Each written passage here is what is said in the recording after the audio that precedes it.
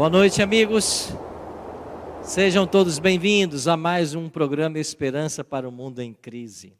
Eu pedi que segurasse um pouquinho, que nós também queremos sortear entre aqueles que estão aí com o coração no peito e estão com o número aí, né? Nós temos uma lista e temos também os números no coração. Daqui a pouquinho vai chegar e nós vamos sortear aí. Chegaram alguns números aí, Alex? Então pede lá embaixo para mim, por gentileza, os números que estão no coração, que nós vamos sortear daqui a pouquinho. Chegamos agora ao capítulo 8 do livro do Apocalipse. Trouxe sua Bíblia? Deixa eu ver quem trouxe. Levanta bem alto. Mata de inveja quem não tem. É isso aí. Carregue sua Bíblia. Nós temos que andar armados. A palavra de Deus é a arma. Ah, pastor, mas a minha arma está no celular. Então levanta o celular aí, né? Quem tem a Bíblia no celular, não engana, hein? Se não tiver com Bíblia no celular, não vale. Tem que estar com um aplicativo aí da Bíblia no celular também. Esse livro extraordinário que a cada domingo nós estamos avançando um capítulo e estudando. E hoje vamos começar o capítulo 8 e também o capítulo 9, o mistério das 70 semanas. Nós vamos estudar em 2 semanas consecutivas a maior profecia de tempo da Bíblia.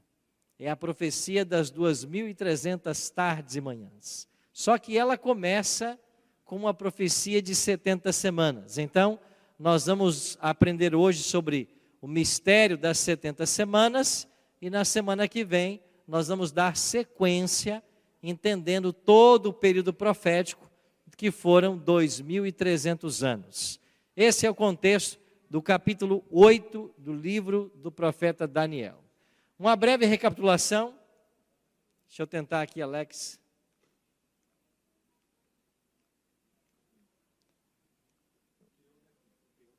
Sim, mas deixa eu ver se está indo.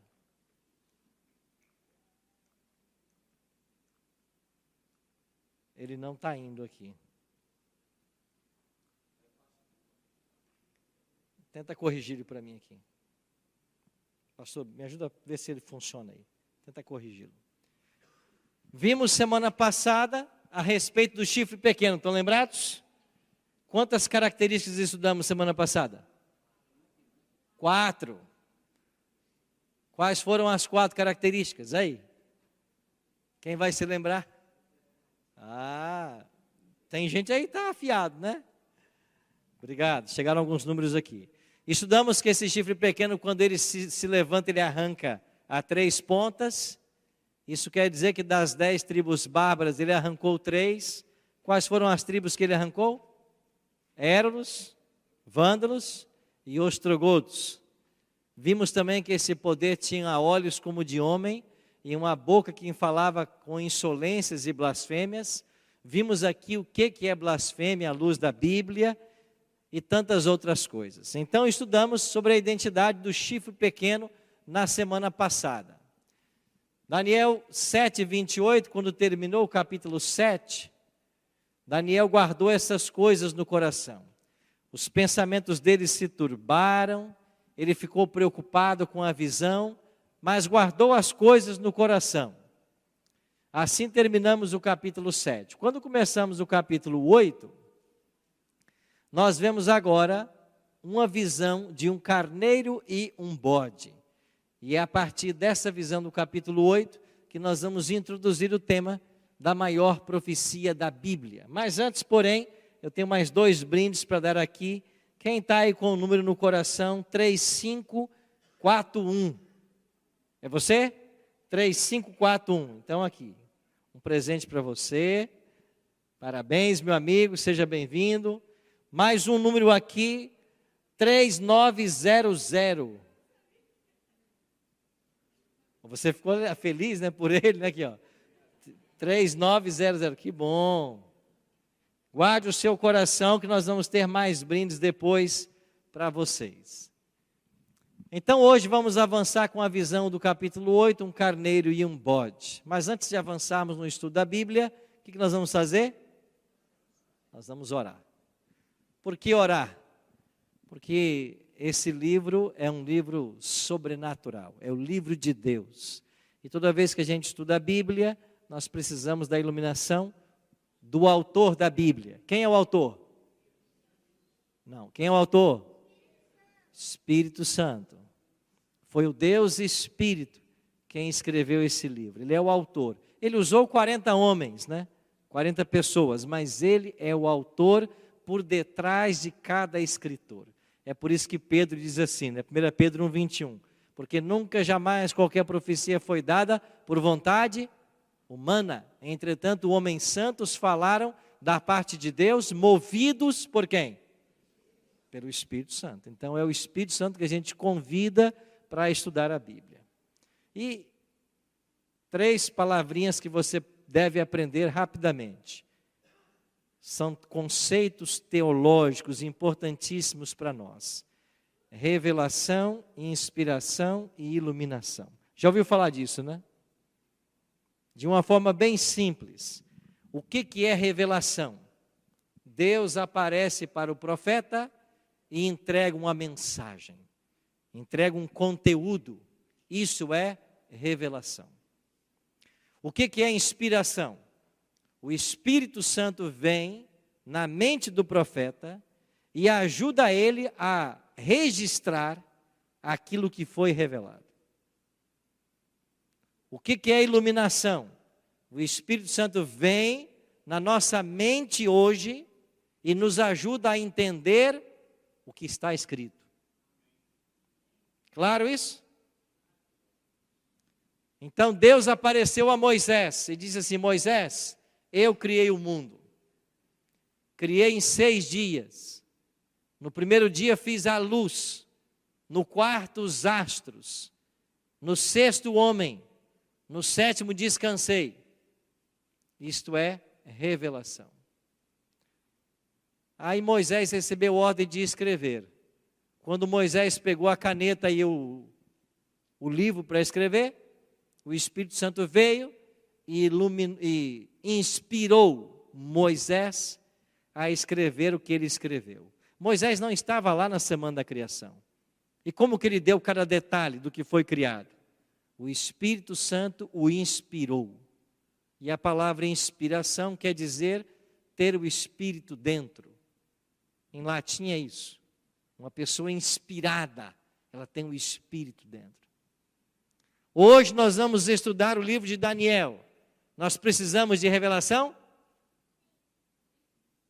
Precisamos? Não. Revelação é para quem? Para Daniel, para o profeta. Nós precisamos de inspiração? Não. Inspiração é para o profeta, quando ele foi escrever. Nós precisamos de quê? Iluminação, para entender a revelação que foi escrita. Então, você quando for orar por um pregador, nunca ore assim: inspire o pregador, revele ao pregador. Não, isso não acontece. Ilumine o pregador, ilumine o professor, ilumine a mente da igreja, para nós entendermos o que está revelado. Então, esses conceitos teológicos nos ajudam a nós não sermos enganados. Ah, o Senhor me revelou. Revelou o quê? Deus não revela nada para você. O que Deus quis revelar, Ele colocou aonde? Aqui, ó. Deus pode falar com você. Deus pode te dar conselhos. Deus pode até te dar uma visão, um sonho. Mas revelação no sentido pleno só é dada ao profeta canônico. A nós não. Certo? Nós temos que orar por iluminação.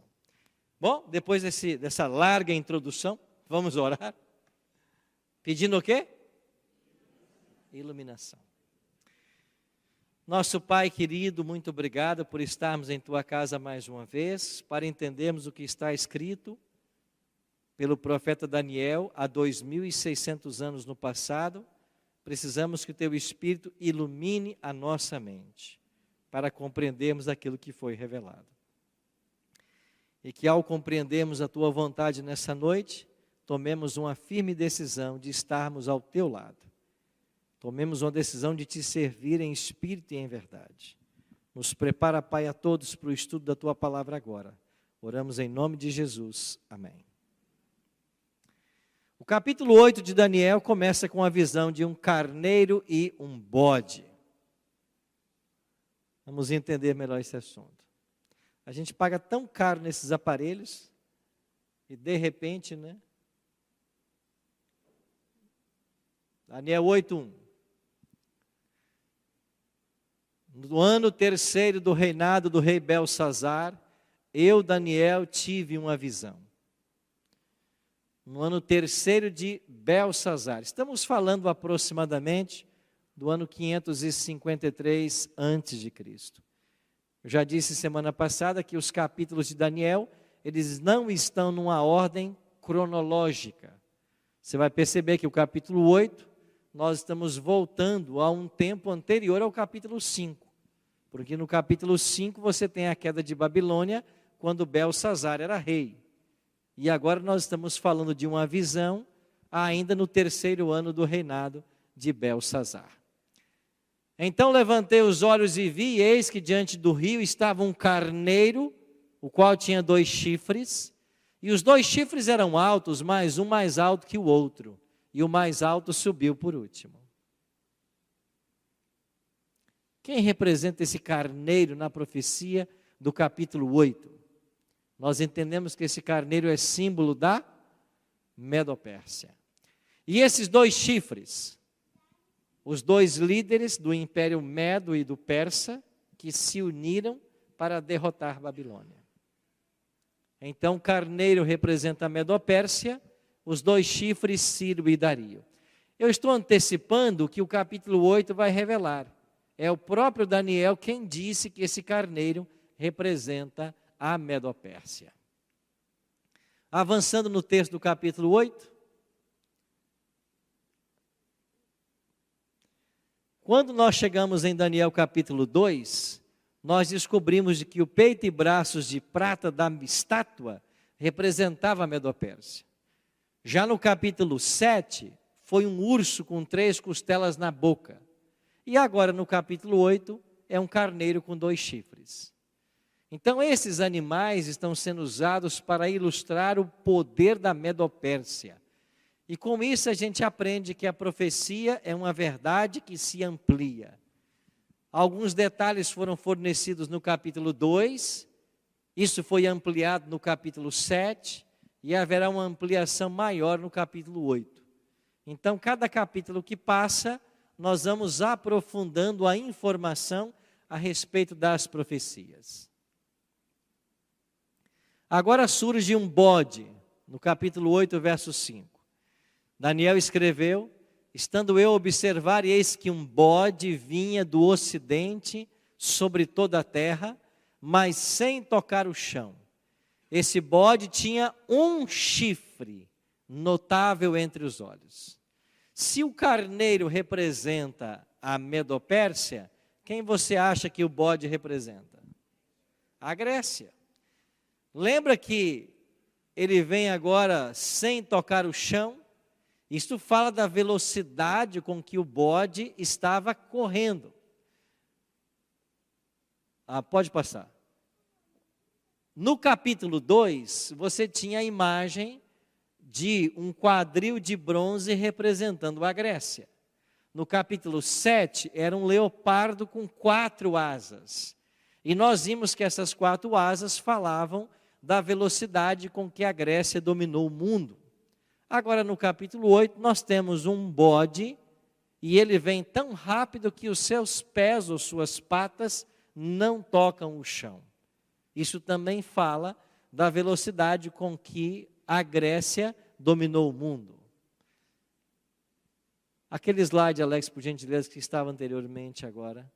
Então você tem um bode que é um símbolo da Grécia, e ele só tem um chifre notável.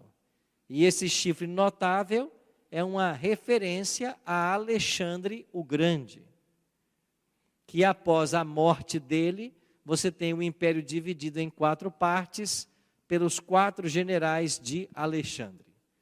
Então, nós temos um carneiro e um bode no capítulo 8, ao começarmos essa visão profética. Versículos 6 e 7 diz: dirigiu-se ao carneiro que tinha 2 chifres, o bode, né? Dirigiu-se até o carneiro e correu contra ele com todo o seu furioso poder. Viu chegar perto do carneiro e, enfurecido contra ele, o feriu e lhe quebrou os 2 chifres, pois não havia força no carneiro para lhe resistir. E o bode o lançou por terra e o pisou aos pés. O bode, símbolo da Grécia, ataca o carneiro, símbolo da Medopérsia, e a Medopérsia não pôde resistir. Estamos falando agora da próxima transição de impérios.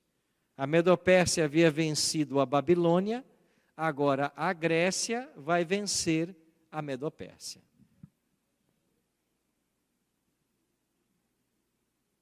E esses animais, então, estão simbolizando estas profecias. Daniel 8:8, o bode, depois de vencer o carneiro, engrandeceu-se sobremaneira, e na sua força quebrou-se-lhe o grande chifre. E em seu lugar saíram 4 chifres notáveis para os 4 ventos dos céus. Interessante que no auge do poder do bode, da Grécia, o chifre notável é quebrado, ou seja, Alexandre morre. E no capítulo 7, você tinha um leopardo com 4 cabeças, que representavam os 4 generais de Alexandre: Ptolomeu, Lisímaco, Seleuco e Cassandro. Agora no capítulo 8, você tem esse bode que, ao quebrar o seu chifre, 4 chifres notáveis surgem. Esses 4 chifres representam os 4 generais de Alexandre, bem como as 4 cabeças do leopardo também representavam. Daniel viu esta visão e não entendeu muita coisa. De repente ouviu uma voz de um homem que estava às margens do Ulai e gritou e disse: Gabriel, dá a entender a este a visão. Interessante, né? Gabriel era o anjo assistente de Daniel. Aí um outro anjo diz: Gabriel, ajuda Daniel a entender o que ele está vendo. Dá a entender a ele a visão. Aquele carneiro com 2 chifres que viste são os reis da Média e da Pérsia. Mas o bode peludo é quem? O rei da Grécia. O chifre grande entre os olhos é o primeiro rei, Alexandre. E o fato de ter sido quebrado, levantando-se 4 em lugar dele, significa que 4 reinos se levantarão deste povo, mas não com a força igual a que ele tinha. E exatamente foi isso que aconteceu. Alexandre era o chifre notável, num prazo de 12, 13 anos conquistou o mundo inteiro, cunhou aquela famosa frase: não existem mais reinos a serem conquistados, mas morre com apenas 33 anos de idade. O reino é dividido pelos 4 chifres: Ptolomeu, Lisímaco, Seleuco e Cassandro. Só que a divisão enfraquece o reino, e uma porta se abre para a chegada do próximo império, que ainda nós estudaremos. Aí estão os 4 generais de Alexandre, que dominaram o mundo, e aqui está a distribuição do Império Greco-Macedônio, como ficou após a morte de Alexandre. Então a profecia vai caminhando. Agora, de um dos chifres saiu um chifre pequeno. Lembra dessa expressão? Nós vimos semana passada essa expressão. O chifre pequeno volta a aparecer no capítulo 8. No capítulo 7, nós identificamos esse chifre pequeno como sendo Roma papal. Agora diz o capítulo 8, que mais uma vez surge esse chifre pequeno. E ele se tornou muito forte para o sul, para o oriente e para a terra gloriosa. Cresceu até atingir o exército dos céus, e alguns do exército das estrelas lançou por terra e os pisou. Sim, engrandeceu-se até o príncipe do exército. Quem é o príncipe do exército? Jesus Cristo. O chifre pequeno, o papado, se engrandece até atingir o próprio Cristo. príncipe do exército. E aí diz: e dele tirou o sacrifício diário, e o lugar do seu santuário foi deitado abaixo. O exército lhe foi entregue com um sacrifício diário, por causa das transgressões. Deitou por terra a verdade, e o que fez? Prosperou. Nós vimos já algumas ações do papado semana passada. E vimos que ele atacar o príncipe do exército tem a ver com o fato de que o Papa pretende ser o representante de Deus na terra, ou ocupar a posição que somente pertence a Deus. Aqui diz também que volta lá no texto, por gentileza. Aqui diz também que ele deitaria o santuário, o lugar do seu santuário seria deitado abaixo, ou seja, um ataque ao santuário. Por que o diabo odeia tanto o santuário? Porque um dia ele morou no santuário. Você se lembra que o profeta Isaías, depois de Ezequiel, vão dizer que Lúcifer foi expulso do céu, e o profeta diz: tu que eras querubim da guarda ungido. Ele era um querubim no santuário. Satanás estava no próprio santuário. De lá ele foi expulso.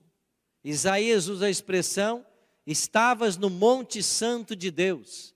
Essa expressão no Antigo Testamento é uma alusão ao santuário. Então ele ataca o santuário. Ele tira o sacrifício diário. O sacrifício diário era a morte de animais que apontava para Cristo. Mas agora o papado tira isso. Como? Ele começa agora a oferecer um sacrifício no lugar do sacrifício de Cristo. Como nós chamamos o sacrifício dentro da teologia católica? Em que momento acontece o sacrifício na teologia católica? Na missa. Então, quando a igreja celebra a missa, e o corpo de Cristo é partido, e o seu sangue também, porque ali você tem o símbolo do corpo e do sangue, a hóstia e o vinho. Em outros termos, o Cristo é mais uma vez crucificado, morto. É isso que a missa celebra. Em cada missa ele é morto. A isso a igreja denomina transubstanciação. O que é a doutrina da transubstanciação? Na hora da missa, aqueles emblemas não são símbolos.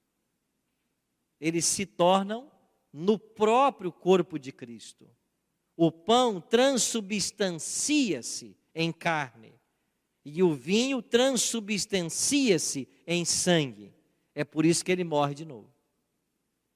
E sabe o que mais ensina a teologia? Que se o sacerdote tem o poder de matar o Cristo, ele é maior do que o próprio Cristo. É por isso que ele mata o Cristo em cada missa. Procure conhecer mais sobre esse ensino da transubstanciação. E você vai perceber a aberração que é ensinar que em cada missa Cristo morre. Porque a palavra de Deus diz que ele morreu uma vez por todas e não morrerá novamente. Foi uma única morte toda suficiente. Mas infelizmente o santuário é atacado, o sacrifício diário, e ele ainda deita por terra a verdade. Como? Ensinando aquilo que não está na Bíblia. E vimos um exemplo semana passada. O papado tirou o mandamento que proíbe adorar a imagem de escultura, e hoje a igreja romana se dobra diante das imagens. O papado trocou o sábado pelo domingo. O mundo religioso, pentecostal, protestante, foi atrás do papado, e está todo mundo guardando o domingo, sem um único texto na Bíblia, um único. Ah, não, o apóstolo Paulo fez ceia no domingo. Leia lá Atos 17:2, 18:4, 16:13. Paulo guardava o sábado. Ah, não, João teve uma visão no domingo, Apocalipse 1:10, dia do Senhor. Ali não é dia do Senhor imperador, ali é dia do Senhor sábado. Porque na Bíblia o dia do Senhor é o sábado. Expressão grega kyriake rimera. Dia do Senhor, 7º dia. Foi no sábado que João teve a visão, e não no domingo, como pretendem ensinar. Não há um único verso na Bíblia, mas as multidões estão aí guardando o domingo como se fosse verdade. Isso não é verdade. Deixa eu repetir o verso do nosso presidente Jair Bolsonaro. Conhecereis o quê? A verdade vos? Não é um verso que tanto ele gosta de falar? Verdade. A gente tem que conhecer a verdade, porque você só pode se posicionar se você tiver informação, se você conhecer a verdade. Você não pode ser enganado pelas pessoas. Você não pode confiar a sua vida eterna na mão de qualquer pessoa. Você não pode crer em tudo que você ouve, e nem aqui. Não crê em tudo que eu falo. Pegue a sua Bíblia, abra, leia, estude. E a hora que acabar o culto, se ficar dúvidas, vem aqui à frente falar comigo. Todo dia, quando acaba o culto, eu não saio correndo, eu fico aqui. Tire suas dúvidas. Não vá para casa com dúvidas. Não creia na mentira. Conheça a verdade, porque só a verdade pode libertar. Então o chifre pequeno faria tudo isso. E o anjo pediu, dá a entender explica isso para ele. Tem que clicar aí dentro.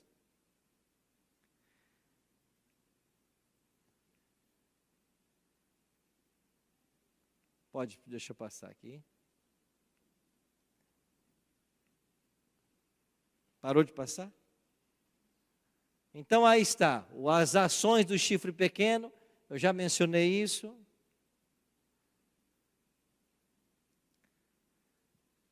Já vimos também que há um santuário no céu. Lúcifer estava nesse santuário, dele foi expulso. O sistema papal tenta atacar esse santuário. Volta a Êxodo 25:8 aqui. E então Deus manda que aqui na terra fosse construído um santuário e usou o modelo celestial. Êxodo 25:8 e 9 diz: e me farão um santuário para que eu possa habitar no meio deles. Foi Deus quem mandou Moisés construir um santuário. Segundo, pode voltar. Segundo, tudo que eu te mostrar para modelo do tabernáculo e para modelo de todos os seus móveis, a si mesmo o fareis.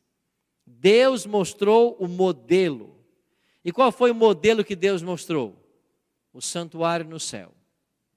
Então o santuário terrestre, quando ele foi construído, ele estava seguindo um modelo celestial. É claro que não nas suas dimensões, porque quando você vai para o Apocalipse e estuda sobre o santuário de Deus, você aprende que tem milhares de anjos ao redor do trono de Deus. E milhares de anjos não cabem num tabernáculo que tinha 60 metros de comprimento e 30 de largura. Certo? É um modelo, mas não é um modelo perfeito. É uma cópia, assim como uma sombra. Essa até é uma expressão que a Bíblia usa, né? O santuário era uma sombra das realidades vindouras. E se eu estou aqui na frente desse projetor, por exemplo, e aparece aqui a minha sombra, você há de convir que essa sombra não apresenta ali um sistema linfático, um sistema cardiovascular, um sistema respiratório, um sistema digestivo. A sombra é apenas um glimpse, né, uma ideia do que é na realidade. A realidade é muito mais complexa. Então o santuário celestial é enorme. Não pense que lá também tem uma cortinazinha e Cristo ficou aqui até 1844 e depois ele passou para aqui. Não, Deus é onipresente. Não tem a ver tanto com compartimentos, tem a ver com funções. Ele é sacerdote, depois ele é sumo sacerdote. Então o santuário é maior do que tudo que nós podemos imaginar. E Deus mandou que esse santuário fosse construído. Aí estavam os móveis dentro do santuário. Tudo apontava para Deus, para o ministério de Cristo no santuário celestial. Havia o serviço diário. Todos os dias 2 cordeiros de 1 ano cada eram oferecidos continuamente. Eu já expliquei isso para vocês, que morria um cordeiro 9 da manhã, outro 3 da tarde. E esses cordeiros eram oferecidos pelo próprio santuário. E esses cordeiros, eles tinham 2 funções. Primeiro para o israelita que estava longe do santuário e para os pobres que não tinham animais para sacrificar. Por isso o santuário providenciava esses 2 cordeiros.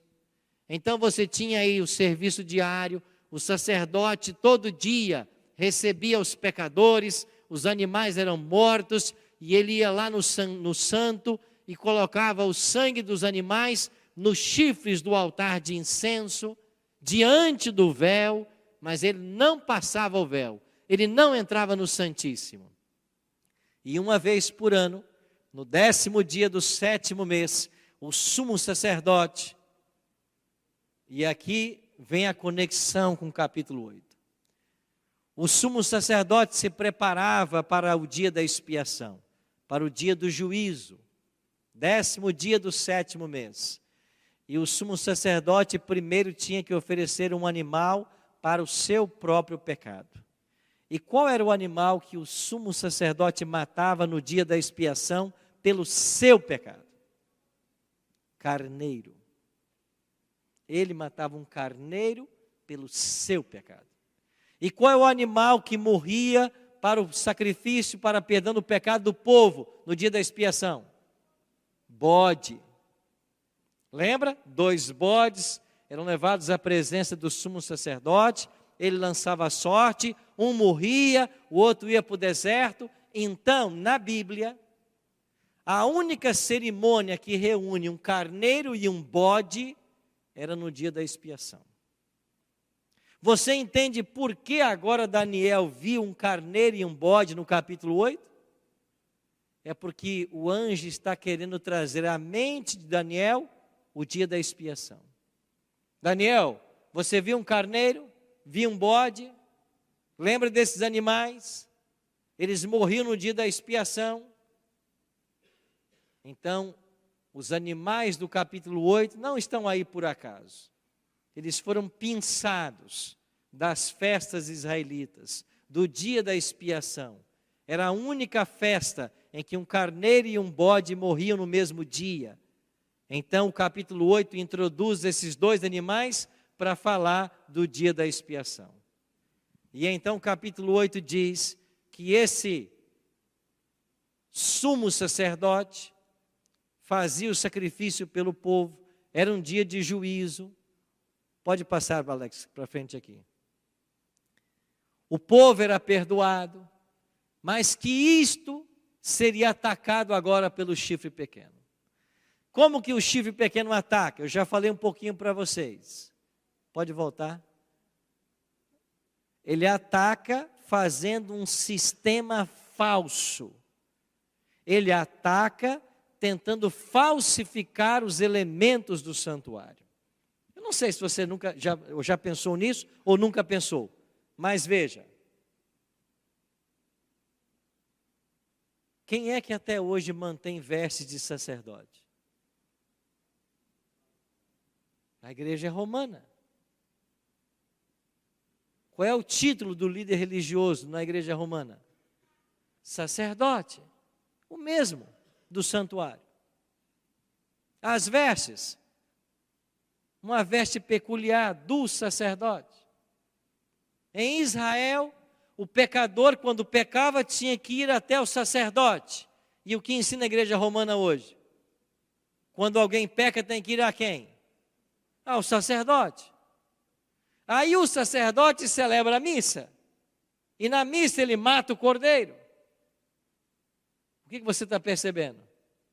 Que a igreja romana manteve todo o sistema do santuário. Do mesmo jeito. Manteve. aquilo que a Bíblia diz que foi cancelado na cruz, a igreja continua. A igreja romana continua a ensinar, continua a pregar. Então é um sistema falso. E quando Daniel tomou ciência dessas coisas, ele faz uma pergunta, agora é Daniel 8,13, né? Ele pergunta assim: escuta, até quando vai durar essa situação toda? Até quando durará a visão do sacrifício diário, da transgressão assoladora, visão na qual é entregue o santuário e o exército, a fim de serem pisados? Até quando esse chifre pequeno vai blasfemar contra o Deus do céu?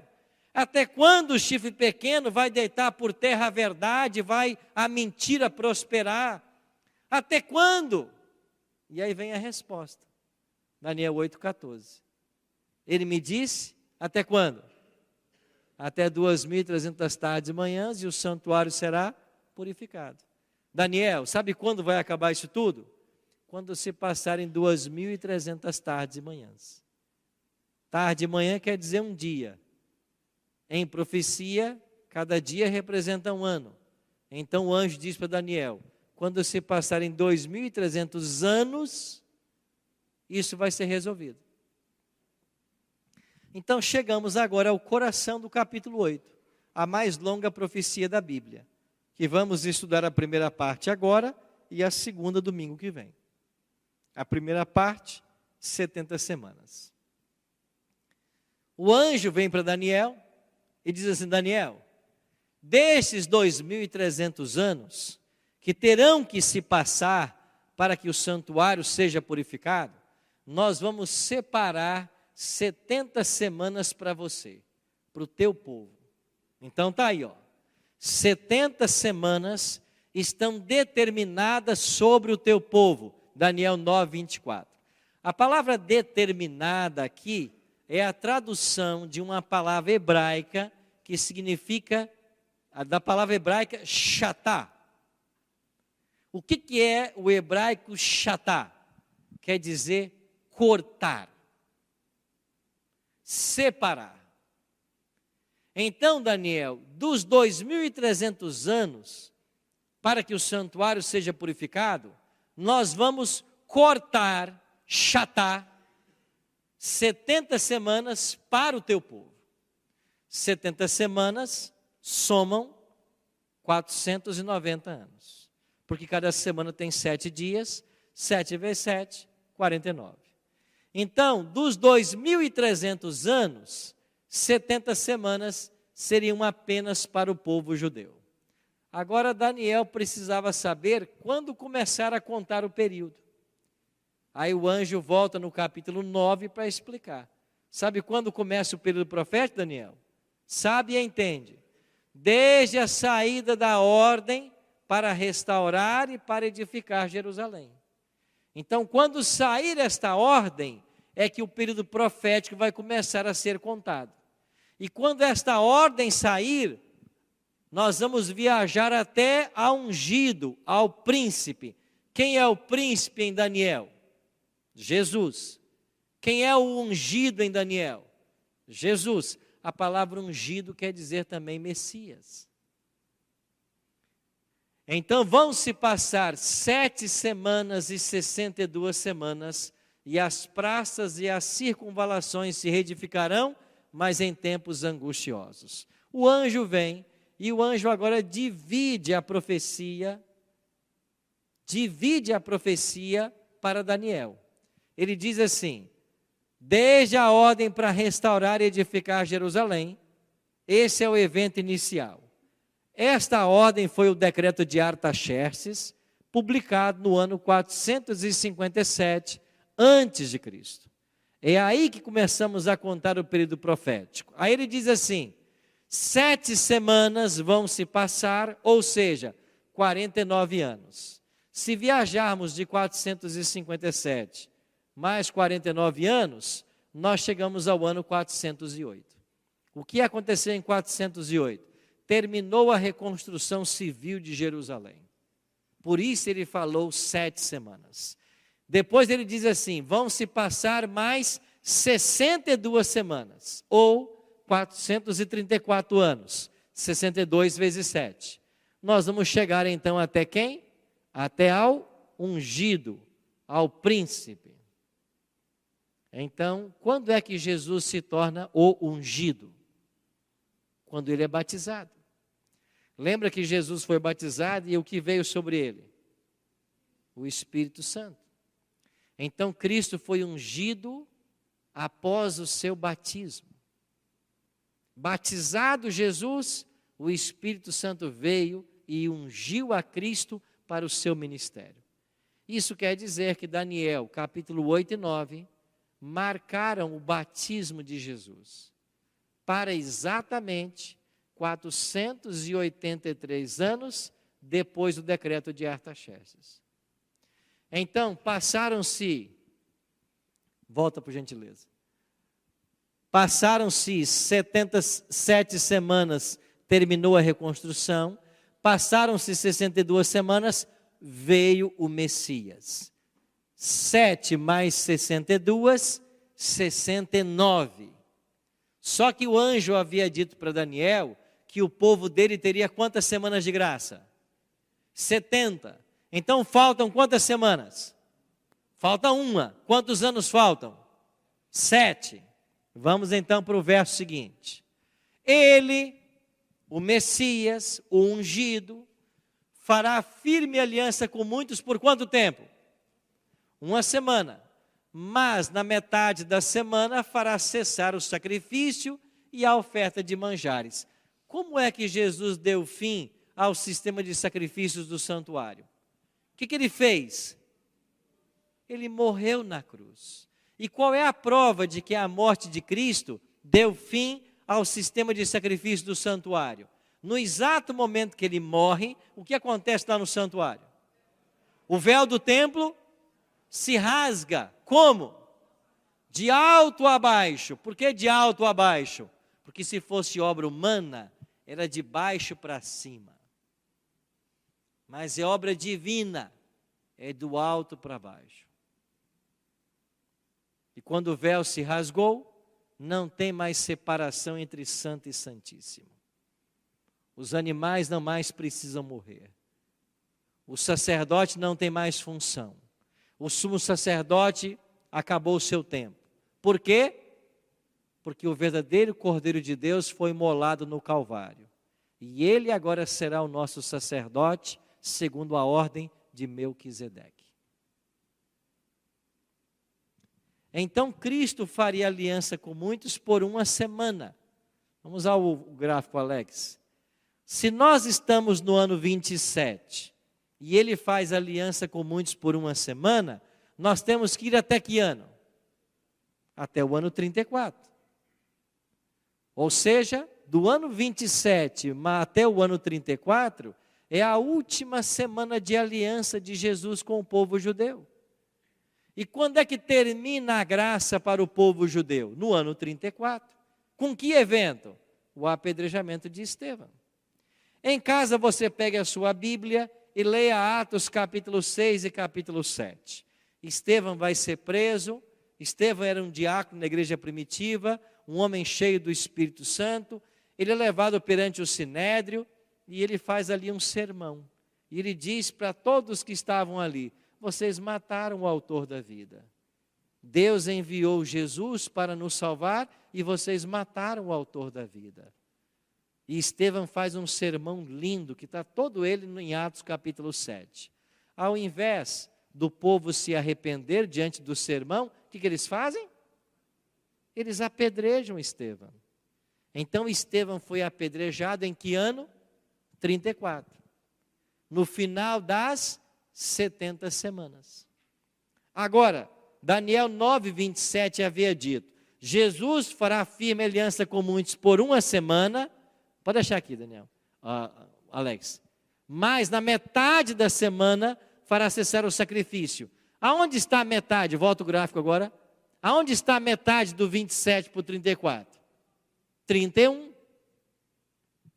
Porque Jesus se batiza, tem um ministério de 3 anos e meio, E 3 anos e meio, exatamente depois do batismo, Cristo é crucificado. Então ele fez aliança com muitos por 1 semana, mas na metade da semana ele fez cessar o sacrifício contínuo, morrendo sobre a cruz do Calvário, exatamente no ano 31. Exatamente no ano 31. Então, amigos, a profecia das 70 semanas, ela é totalmente cristocêntrica. Ela aponta para a última obra de Deus em favor da nação judaica. Lá nos dias de Daniel, foram dados 70 semanas, 490 anos, para que esse povo se arrependesse. E se a nação judaica tivesse atendido aos conselhos de Cristo, e se arrependido, eles não teriam perdido o privilégio de povo escolhido. Eles continuariam sendo os guardiões da lei, os representantes do povo de Deus. Mas uma vez que eles rejeitaram a graça oferecida e crucificaram a Jesus, João escreveu: veio para os que era seu e os seus não receberam, antes o crucificaram. E agora, quando eles apedrejam Estevão, terminam os 490 anos e Israel não é mais o povo peculiar de Deus. Mas como no plano de Deus não há nenhum hiato, não há nenhuma falha, nenhum espaço, no mesmo evento que termina as 70 semanas, no apedrejamento de Estevão, tinha ali um jovem que até segurou as vestes, ou as vestes foram deixadas aos seus pés, né? Quem era ele? Saulo, que vai se converter e vai se tornar em quem? Paulo, apóstolo dos gentios. Então, no exato momento que termina a graça para Israel, ali já está o homem que vai levar o evangelho para os gentios, para fora das fronteiras de Israel. E agora, todo aquele que aceita Cristo como Salvador, ele é o Israel espiritual de Deus. Das 12 tribos, os 12 apóstolos, o Israel espiritual. E nós somos o Israel espiritual hoje. Porque os judeus, a nação judaica, perdeu seu privilégio.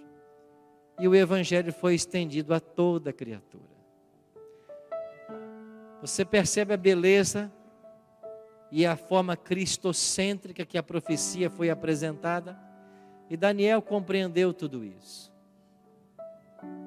E interessante que Jesus veio no tempo apontado pela profecia, 69 semanas depois do decreto, e Jesus começa o seu ministério sendo batizado e ungido pelo Espírito. E depois Cristo ensina o quê? Que assim como ele foi batizado, todos nós também devemos ser. E lá em Marcos 16, o que Jesus declarou?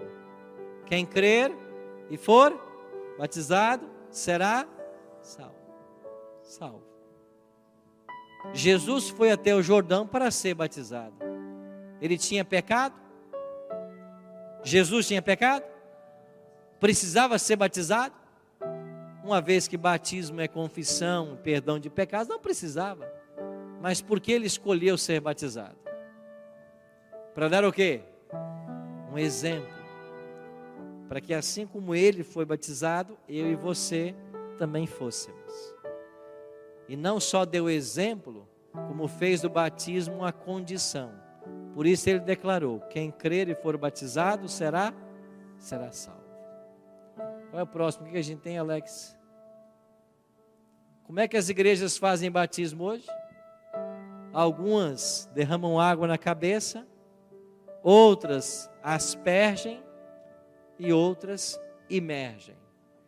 Dessas 3 formas, qual é a fórmula bíblica? Imersão, terceira forma. Só existe batismo na Bíblia por imersão. E o que é o batismo por imersão? nós morremos para o pecado, somos sepultados para a velha vida e nascemos como nova criatura. Paulo diz que agora nós somos um novo ser em Cristo. As coisas velhas já passaram, e eis que tudo se fez novo. Amigos, Cristo veio a esse mundo morrer no meu e no seu lugar. Deu-nos um exemplo para que nós seguíssemos suas pegadas. E é por isso que nessa noite eu queria perguntar e convidar você. Temos estudado a Bíblia todos esses domingos à noite. Você está com o coração aí no peito, né? Mas eu queria convidar você nessa noite a entregar esse coração para Jesus.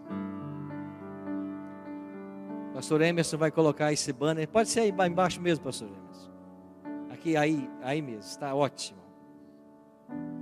A palavra de Deus diz: filho meu, dá-me o teu coração. E eu tenho um convite especial a fazer a você nessa noite. Você quer responder a esse maravilhoso amor de Cristo, tomando a decisão de segui-lo por todos os dias da sua vida? Você quer entregar o seu coração a Cristo como um símbolo do seu amor e devoção a Ele? Você quer andar nos passos dEle e se preparar para o céu como Ele mesmo ensinou, passando também pelo santo batismo? Então quero convidar você a se levantar e vir aqui à frente, tirar o coração do seu peito, simbolicamente, e colocar aqui nesse banner, dizendo: pastor, eu quero entregar o meu coração a Jesus e eu quero me preparar para ser batizado. Quem é a primeira pessoa? Quer vir dizer: pastor, sou eu. Vem, meu jovem. Louvado seja Deus. Pode vir. Pastor Emerson, ajuda ali a colar ali, porque ele pode cair o banner. E por gentileza, fiquem, pode subir aí para trás vocês aí. Pastor Sidney, deixa eles aí atrás. Pode ir ficando aqui que eu quero orar com você. Jocler vai louvar a Deus agora. E enquanto tivermos essa música sendo cantada, eu quero convidar você a vir trazer o seu coração e entregá-lo ao Senhor Jesus. Depois, fique aqui na plataforma. Eu quero orar com todos vocês. Enquanto você ouve essa linda canção, se levante e vem. Você está dizendo: eu quero entregar meu coração a Jesus. Eu quero me preparar para ser batizado como Ele foi. Eu quero o céu.